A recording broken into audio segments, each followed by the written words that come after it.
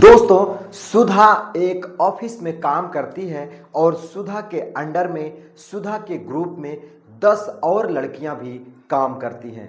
दोस्तों, उन 10 लड़कियों की जिम्मेदारी सुधा के ऊपर होती है और सुधा उन 10 लड़कियों की पूरी जिम्मेदारी से काम करवाती हैं और अपना भी पूरा काम खत्म करती हैं।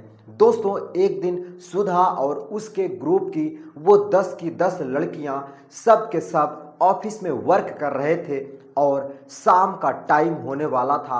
छुट्टी में महज आधे घंटे बचे थे, तभी उस कंपनी का बॉस आ जाता है और वो बॉस सुधा के पास जा कर के 10 फाइलें देते हुए ये कहता है कि इन फाइलों को आज ही कंप्लीट करना है, नहीं तो अगर लेट हो गया तो मेरा करोड़ों का नुकसान हो जाएगा। दोस्तों, सुधा पहले तो अचरज भरी निगाहों से मालिक की तरफ देखती है और फिर कहती है कि मालिक, अब आधे घंटे के अंदर भला ये 10 फाइलें कैसे कंप्लीट हो पाएंगी। दोस्तों, वो मालिक कहता है कि कुछ भी करो, रात रुक के काम करो या अभी कंप्लीट करो, लेकिन ये फाइलें कंप्लीट करना बहुत ही ज़रूरी है, क्योंकि ये मुझे रात के 10 बजे सेंड करना है, तभी मेरा काम हो पाएगा। दोस्तों, सुधा अचरज भरी निगाह से उन फाइलों को समेटती है और एक एक करके देखना शुरू करती है और 5 मिनट के बाद ही कहती है कि बॉस, ये तो मुमकिन ही नहीं है कि अभी कंप्लीट हो पाए। इसके लिए तो मुझे रुकना पड़ेगा, क्योंकि इसमें कम से कम 3 घंटे तो लगेंगे ही लगेंगे। दोस्तों, वो जो बॉस था वो कहता है कि आपको मना किसने किया है, रुक के ही काम कर लो, लेकिन सुधा रुकने से इनकार कर देती है। दोस्तों, बॉस जो होता है, जब ये सुनता है कि सुधा रुक करके काम नहीं करना चाहती है, तो वो तुरंत सुधा को हड़काने लगता है, धमकाने लगता है कि सुधा, अगर आज इन फाइलों को तुम कंप्लीट नहीं कर पाती हो और इन फाइलों को कंप्लीट करने की जिम्मेदारी नहीं लेती हो, तो कल से तुम और तुम्हारी वो 10 लड़कियां जो तुम्हारे ग्रुप में काम करती हैं, सबको बोल देना कि कल से काम नहीं करेंगी, मैं तुम सबको काम से निकाल रहा हूं। दोस्तों, सुधा जब अपने मालिक की ये बातें सुनती है तो उसको बड़ा ही धक्का लगता है और वो सोचने पर मजबूर हो जाती है कि आखिर मेरी ही बात होती तो चलो ठीक था, लेकिन मेरे ही पीछे मेरे ग्रुप की वो 10 लड़कियां भी काम से निकाल दी जाएंगी। दोस्तों, ये सब कुछ सुनने के बाद सुधा उन फाइलों को कंप्लीट करने की जिम्मेवारी लेती है और कहती है कि ठीक है सर, मैं इन्हें 3 घंटे के बाद आपको कंप्लीट करके दे दूंगी। दोस्तों, बॉस खुश हो जाता है और वेल डन करके वहां से अपने चेंबर में चला जाता है। दोस्तों, वो अपने चेंबर में चला जाता है और फिर आधे घंटे के बाद उस ऑफिस की छुट्टी हो जाती है। सारी लड़कियां अपने घर को निकल जाती हैं, सिवाय सुधा को छोड़ करके। दोस्तों, सुधा अभी भी उसी ऑफिस में जुटी हुई है उन 10 फाइलों को कंप्लीट करने के लिए। दोस्तों, आधे घंटे बीत जाते हैं छुट्टी हुए और तभी वो जो कंपनी का बॉस होता है, वो जो मालिक होता है, वो सुधा के ऑफिस में इंटर करता है।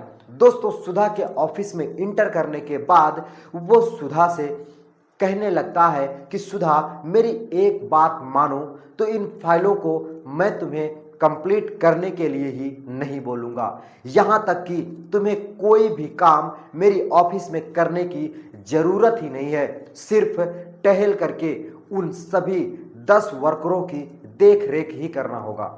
दोस्तों, सुधा खुश हो जाती है और कहती है कि सर बताइए ना, मुझे क्या करना होगा, मैं करने के लिए तैयार हूँ। दोस्तों, वो बॉस उसके पास आ जाता है और उसके हाथों को अपने हाथों में ले करके सहलाने लगता है और उसकी बाहों को अपनी बाहों में जकड़ने लगता है।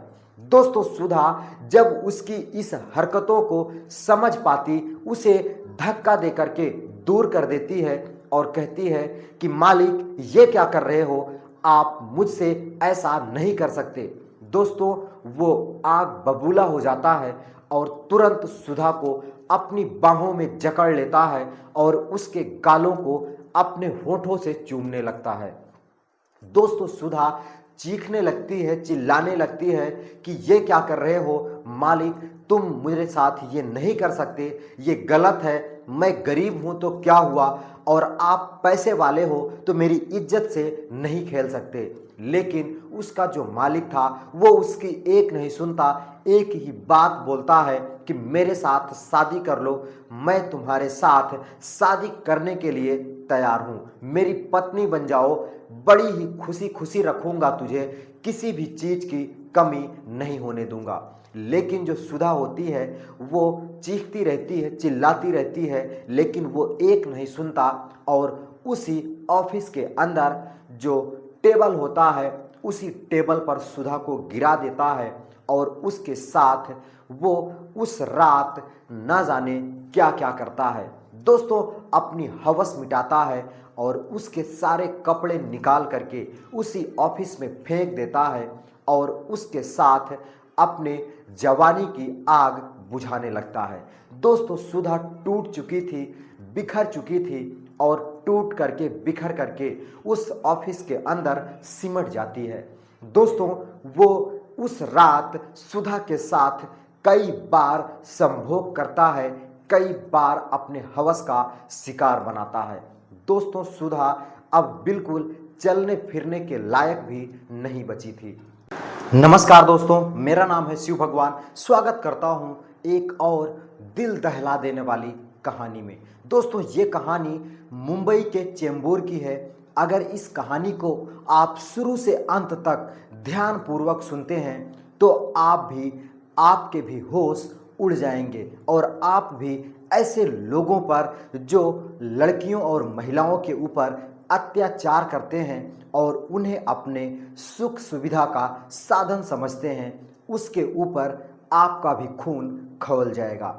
दोस्तों, ये कहानी मैं शुरू करूं उससे पहले आप लोग इस वीडियो को लाइक कर दीजिए, चैनल को सब्सक्राइब कर लीजिए ताकि मेरा हौसला और काफिला बढ़ता रहे और मैं आप तक अच्छा सा अच्छा वीडियो लेकर के आता रहूं।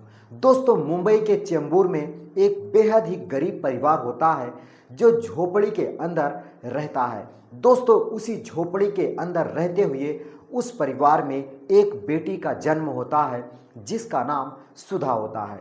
दोस्तों, सुधा बचपन से ही बहुत ही तेजस्वी थी, बहुत ही पढ़ने लिखने में वो होशियार थी।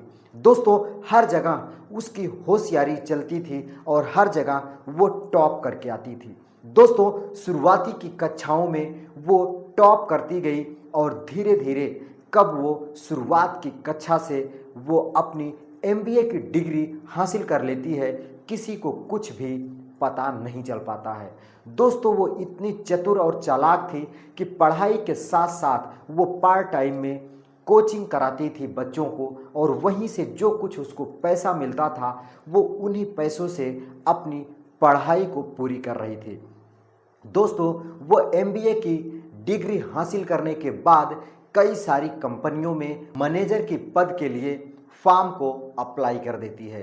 दोस्तों, उसकी मेहनत रंग लाती है और सुधा को एक बड़ी सी कंपनी में मैनेजर के पद पर नौकरी मिल जाती है। दोस्तों, सुधा बहुत खुश होती है और उसके घर वाले भी सुधा की इस कामयाबी को देख करके बहुत ही ज़्यादा खुश होते हैं और अपने परिवार में लड्डू बंटवा देते हैं। और उसके पिताजी की जो तबीयत थी वो खराब चल रही थी, अब जिस वजह से सुधा मैनेजर बन जाती है तो घर में पैसे आने लगते हैं। दोस्तों, उसके मम्मी पापा बहुत ही ज़्यादा खुश थे और सुधा की कामयाबी को लेकर के हमेशा उसकी तारीफ किया करते थे। दोस्तों, धीरे धीरे सुधा अपनी जॉब को कर रही थी और उसी नौकरी को करते हुए कब उसके ग्रुप में 10 लड़कियां काम करने लगती हैं और उन 10 लड़कियों की जिम्मेदारी सुधा के ऊपर आ जाती है और सुधा की जो तनख्वाह होती है वो और भी ज़्यादा बढ़ जाती है। दोस्तों, भले ही सुधा को उन 10 लड़कियों को सिखाना पढ़ाना पड़ता था, लेकिन उसके बदले में सुधा को अच्छे खासे पैसे मिल जाते थे, जिस वजह से सुधा अपनी मेहनत को करने से पीछे नहीं हटती है और उन 10 लड़कियों को सिखा पढ़ा करके उसी कंपनी में अच्छे लेवल पर पहुंच जाती है। दोस्तों धीरे धीरे समय बीतता चला जाता है और कब उस कंपनी के मालिक की निगाह सुधा के ऊपर पड़ जाती है, ये सुधा को जरा भी खबर नहीं होता है।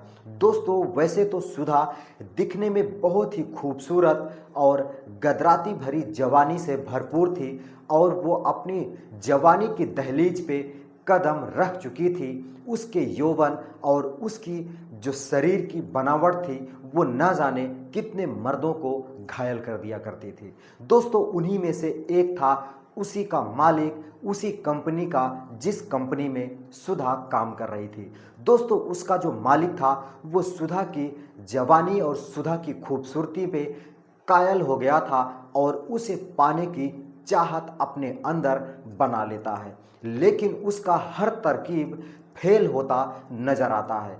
दोस्तों फिर क्या, वो एक ऐसी तरकीब लाता है जिस तरकीब में सुधा फंस भी नहीं बल्कि उसके साथ रात भर एंजॉय करने के लिए कैद हो जाती है। दोस्तों वो कई सारी फाइलें सुधा के सामने रख देता है जब सिर्फ और सिर्फ छुट्टी में आधे घंटे बचे थे और उसकी नौकरी का हवाला देकर के सुधा को उस रात वो उसी ऑफिस में ही रोक लेता है।